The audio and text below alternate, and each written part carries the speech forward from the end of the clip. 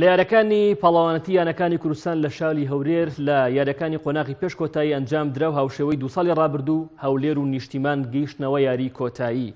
لە یاری یەکەمی پێش کۆتایی ینی نیشتیمان ڕوبەڕووی کەرکووک بوویەوە. لە یاری یەکەم سان تەحسین محەممەد سەلام بە یەکگەیشتنستان لە نیشتیمان 6-2 سەرکەوتنی تۆمار کرد.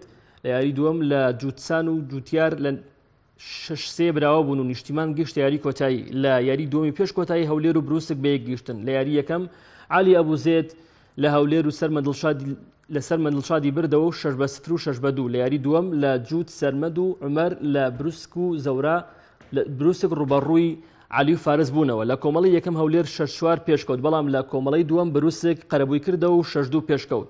لە سوپەر تایبەریک بروسک بە ئەنجامی 10-2 براوە بوو. یاری سێم بۆ یەکلایەکەرەوە لە نێوان فارس ئەیاد لە هەولێر و عومەر تەحسین لە بروسک. فارس ئەیاد بە ئەنجامی 6-2 6-3 سەرکەوتنی تۆمار کرد و هەولێری گەیاندە یاری کۆتایی. ماوەی 3 ساڵە هەردوو ینی نیشتیمان و هەولێر قۆرخی یاری کۆتاییان کردو و هەر یەک و جارێک بوونەتە پاڵەوان. ڕۆژی دووشەمە لە یاری کۆتایی کاتژمێر 6 ئێوارە بە یەک دەگەن و هەردوو لا ڕکەبەری نازناوەکە باڵا دەستی خۆیان لە تێنس دەکەن.